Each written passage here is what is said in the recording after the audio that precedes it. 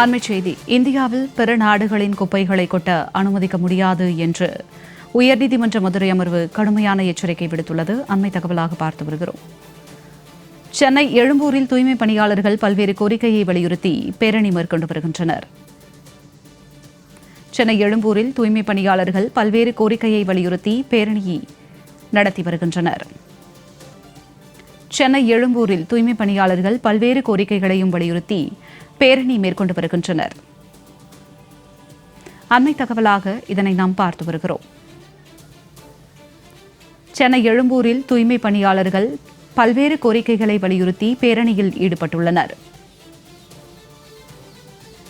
தகவல்களோடு இணைகிறார் நமது செய்தியாளர் ஜெயலானி. வணக்கம் ஜெயலானி, இது குறித்த விரிவான தகவல். வணக்கம். கடந்த திமுக ஆட்சி காலத்துல தூய்மை பணிகளை தனியார் மயப்படுத்துவதை கண்டித்து தூய்மை பணியாளர்கள் நீண்ட நெடிய போராட்டத்தை முன்னெடுத்தார்கள். அதன் அடிப்படையில தனியார் மயப்படுத்தக்கூடிய அந்த பணிகள் என்பது ஒரு மண்டலத்துல அது நிறுத்தி வைக்கப்பட்டது.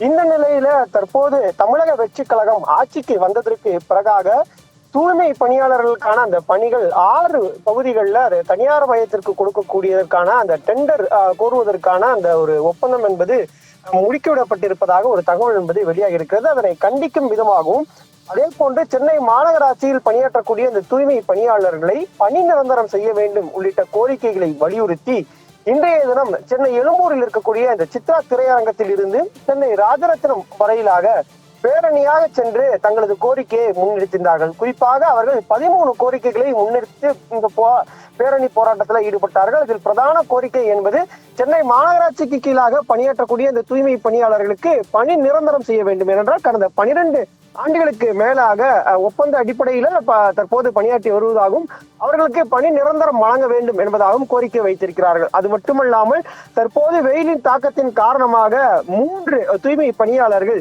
ஹீட்ஸ்ட்ரோக் மூலமாக பாதிப்புகளை சந்தித்து உயிரிழந்திருப்பதாகவும் அவர்களுக்கு இந்த அரசு எந்த ஒரு நடவடிக்கையும் எடுக்கவில்லை, எனவே அவர்களுக்கு உரிய இழப்பீடு வழங்க வேண்டும் என்ற கோரிக்கையும் அவர்கள் முன்னெடுத்திருக்கிறார்கள்.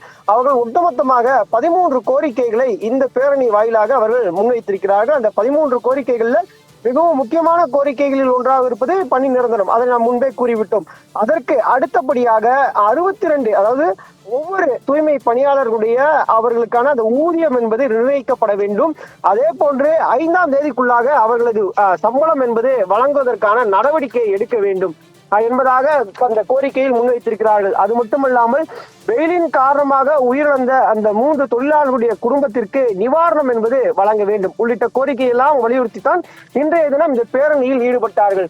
உண்மையான சமூக நீதி என்பது தூய்மை பணியாளர்களுக்கு பணி நிரந்தரம் வழங்குவதுதான் இந்த சமூக நீதி என்பதாகவும் அவர்கள் சுட்டிக்காட்டியிருக்கிறார்கள். இந்த பேரணியின் போது அவர்கள் தமிழக அரசையும் குறிப்பாக தமிழக வெற்றி கழகத்தின் அரசின் முதலமைச்சராக இருக்கக்கூடிய முதலமைச்சர் ஜோசப் விஜயை கண்டித்து கோஷங்களும் எழுப்பியிருந்தார். அவர்கள் முன்வைக்கக்கூடிய பிரதான கோரிக்கை என்பது, நாங்கள் தனியார் மயத்தை எதிர்த்து சென்னையில் போராட்டத்தை முன்னெடுக்கும் போது தமிழக வெற்றி கழகம் எங்களுக்கு ஆதரவு தெரிவித்து தனியார் மயத்திற்கு எதிர்ப்பு தெரிவித்திருந்தார்கள். ஆனால் தற்போது அதே நடவடிக்கையை இந்த அரசும் பின்பற்றுவதற்கான காரணம் என்ன என்ற கேள்வியையும் முன்னெடுத்திருக்கிறார்கள். எனவே உடனடியாக தனியார் மயப்படுத்தக்கூடிய அந்த தீய சக்தி அந்த ஒப்பந்த நடைமுறையை ரத்து செய்துவிட்டு தங்களை தூய்மை பணியாளர்களை அழைத்து முதலமைச்சர் ஜோசப் விஜய் பேச்சுவார்த்தையில் நடத்த வேண்டும், எங்களுக்கு பணி நிரந்தரம் கொடுக்க வேண்டும் என்ற கோரிக்கையை வலியுறுத்தித்தான் இன்றைய தினம் இந்த பேரணி என்பது நடைபெற்றது. ஜனனி, தங்களுடைய விரிவான தகவலுக்கு நன்றி ஜெயலானி.